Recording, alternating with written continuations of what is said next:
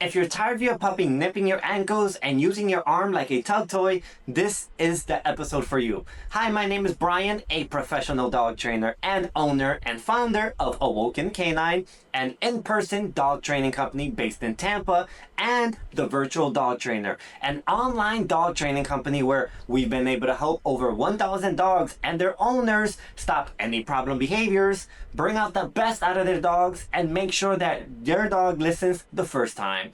Now, let's get right into it, guys. If you're struggling with your puppy nipping, biting, chasing your ankles, biting your feet, your shirt, anything in between, this is the episode for you. Couple things we first want to go over. First and foremost, we're going to go over why puppies bite in the first place. Common mistakes you want to avoid when it comes to teaching your puppy to stop biting, making sure that you know how to satisfy and fulfill your puppy's innate needs, and how to effectively teach your dog to stop biting you. So let's get right into it, guys. First and foremost, why do puppies bite in the first place? Well, puppies bite for a wide variety of reasons, but really the most common are the fact that they use their mouths to explore and interact with the world. In the beginning, I mean, puppies don't have hands like us, right? Realistically speaking, if they had hands, they'd be like, hey man, let me touch this, let me touch that. But that's not the case.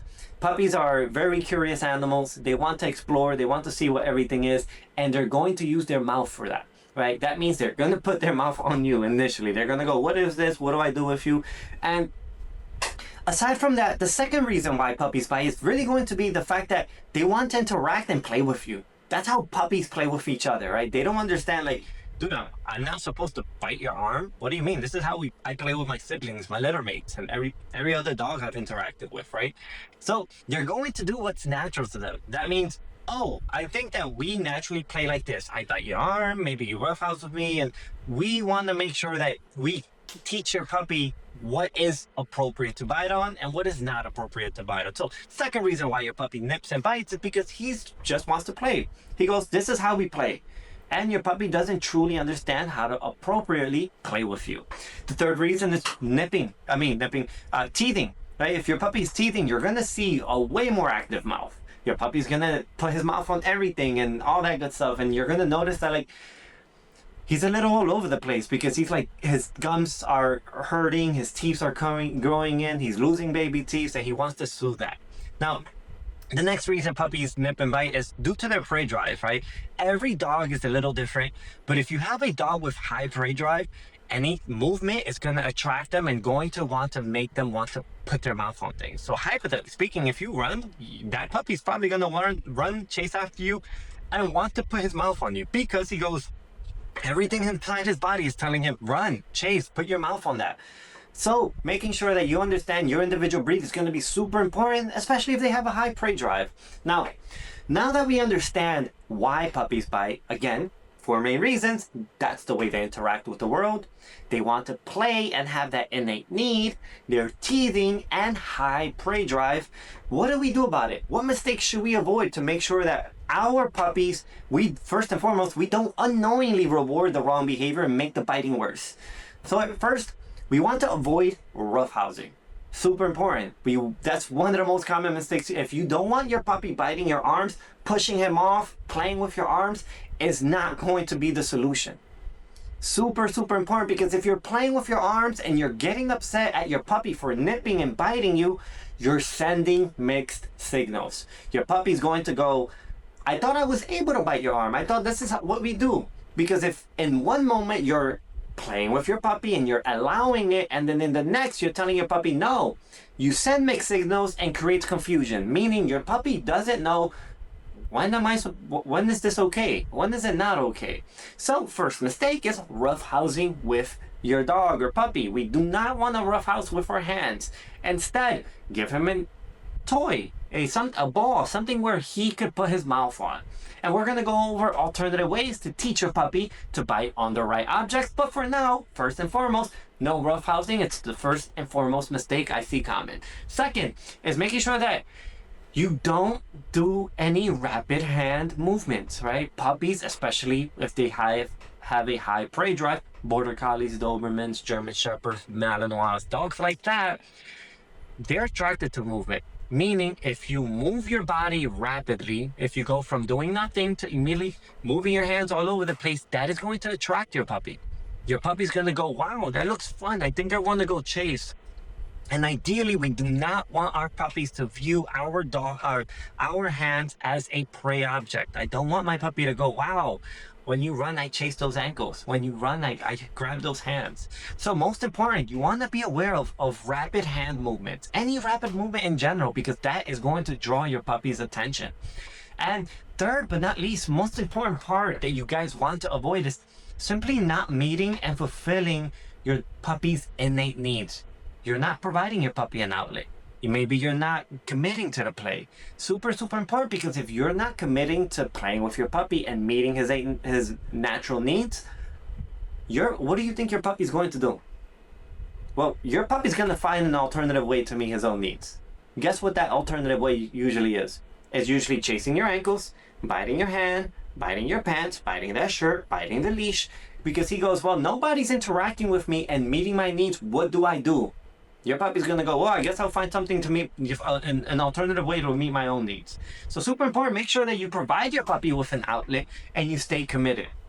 Now, with that said, how do we actually meet our puppy's needs, right? There's a wide variety of ways to meet your puppy's needs, but first and foremost, what's really gonna make this easier for you is, one, understanding your puppy's individual breed.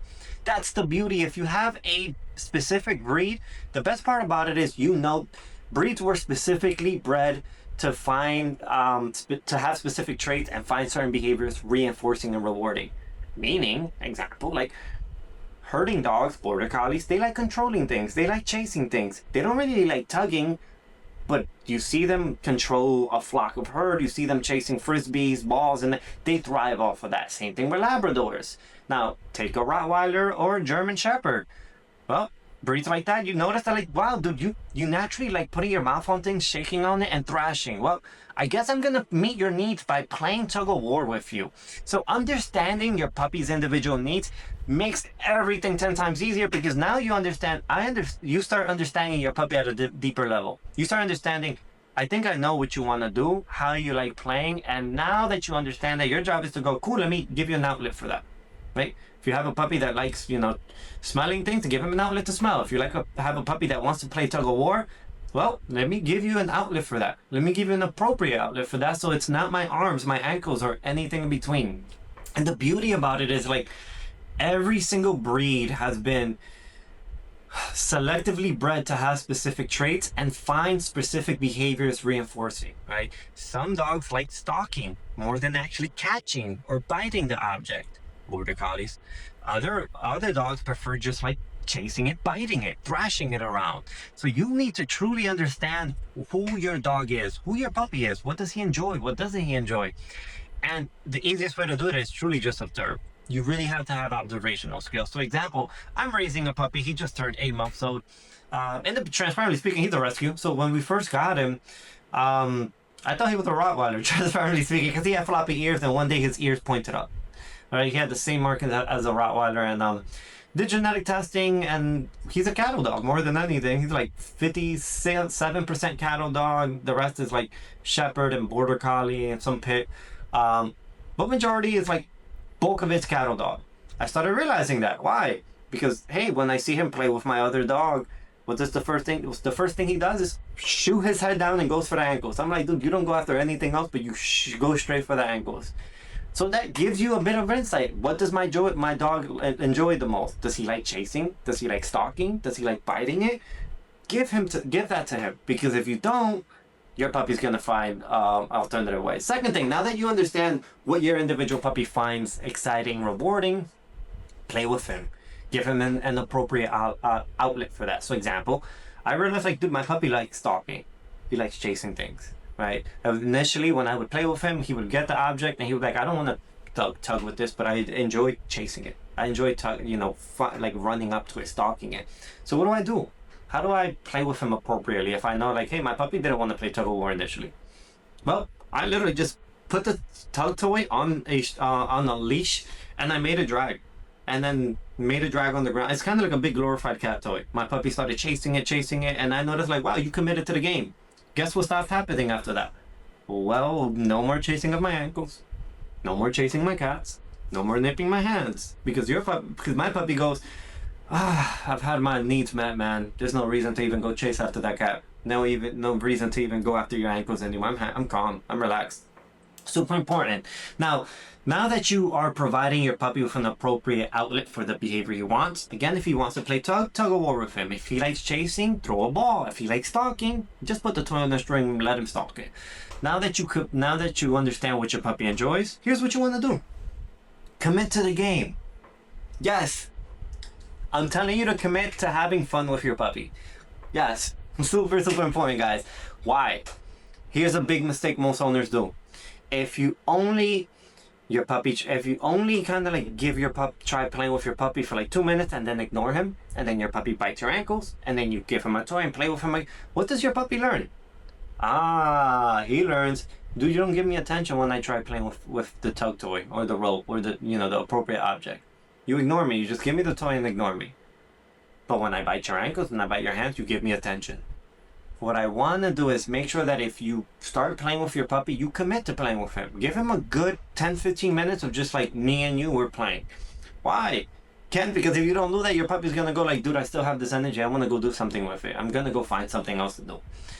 So that is going to be super important so that you commit to the game and ultimately provide your puppy with the outlet he needs. You satisfy his needs. You go and I explain this to all my clients. Like, every animal has needs. Transparently, guys. Like, we have needs as humans. The only difference between our needs and like the needs of our dogs is the fact that like if our needs are not being met, we get to leave. We get to choose something else. Example: if your needs are not being met at work, at your workplace, what option do you have?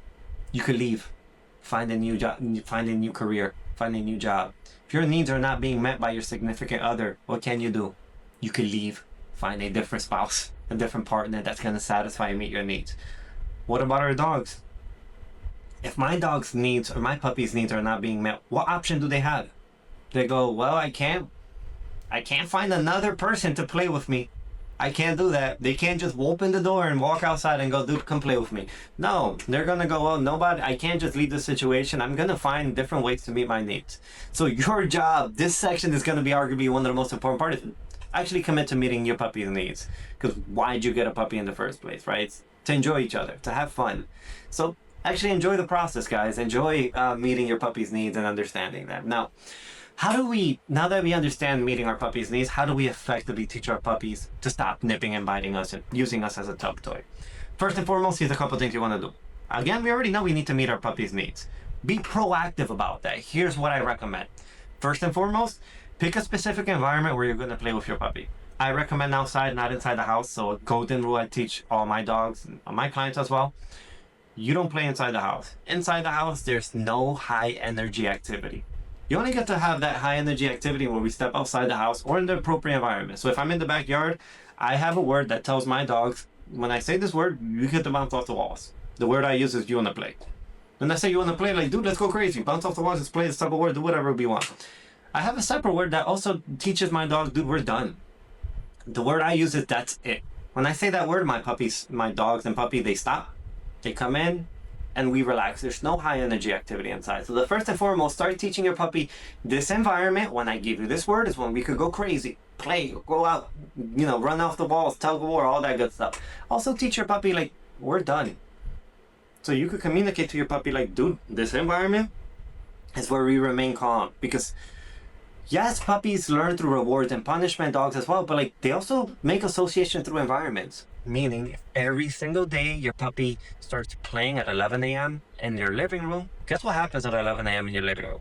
Your puppy gets overly excited, starts bouncing off the walls, and goes, this is what we do. So start teaching your puppy that there's a time and place for everything. Second thing, make sure that if at any moment your puppy does try nipping and biting you, be sure to show him what the appropriate object to bite on. In the beginning, you're going to go, a lot of puppy training in the beginning is teaching your puppy, hey dude, don't do that. Do this instead. Hey, remember, don't nip and bite me. Here's what you can bite on. Hey, don't chase him. Chase this. Super, super important so that over time, as your puppy develops and gets older, he starts making better choices. He's no longer chasing your ankles. He's actually picking up the toy and going, here's what I want to do. So super, super important that you teach that to your puppy. Third and foremost, make sure that Aside from redirecting your puppy, again, you want to be proactive about everything. Meaning, a simple routine you could do is something as simple as play with your puppy. Give him, commit to playing. After you commit to playing, give him some water. Take him on a short walk. After you take your puppy on a short walk, bring him inside, give him a chew bone, let him hang out. You're going to notice that your puppy is going to be way more mellow if you do that. Versus having a puppy where it's like, yeah, he just came out the crate and I'm expecting him to remain calm. Like, dude, he just woke up. He's going to have energy. He's going to want to do things. So make sure you understand that. So always remember that as well as it's a lot easier, guys, to tell your puppy to do something else versus just flat out telling your puppy, you can't do that. Right? Because, that's a natural behavior for dogs, for puppies. They're going to want to put their mouth on things and thrash on things and shake things. So it's always a lot easier to teach your puppy, dude, it's not an issue that you want to play. Don't use my arm as the object of your play. Use this instead. That way your puppy starts making better choices. Now, transparently speaking, guys, if you do this alone, just redirect play, commit to playing with your puppy before he even starts nipping and biting you. Take him on a walk, let him hang out, give him a bone to chew on. Redirect him if he starts nipping and biting you. You're going to be set for success. Super important that as well as if at any moment your puppy, I'm going to go over what to do if your puppy does nip and bite you, but make sure you follow the first step. Redirect him. Do redirect him if he starts nipping and biting you and go, here's the toy. Commit to playing with him if you do redirect him. Don't just go, here's the toy and ignore him. Because then you get a puppy that goes, dude, I only get attention when I nip and bite you. But now let's say you're doing all that. You're being proactive, you're doing everything. But then you have a puppy that's just like, yeah, Brian, I'm trying to play with him, but like my puppy kind of goes, I don't care about the toy. I want your arm. So there's some puppies that you're like, dude, I'm trying to play with him and he keeps going after my arm. 2 things to avoid. 1, don't make a loud noise. You don't want to go, because then you become a glorified squeaky toy. Right? Your puppy learns, I bite, you squeak. Wow, what a fun game. Instead, here's a couple things you want to do. First and foremost, if you're playing with the tug toy and he bites your arm, you don't pull back, you don't move your arm around. You don't even push him off. You keep your arm completely still.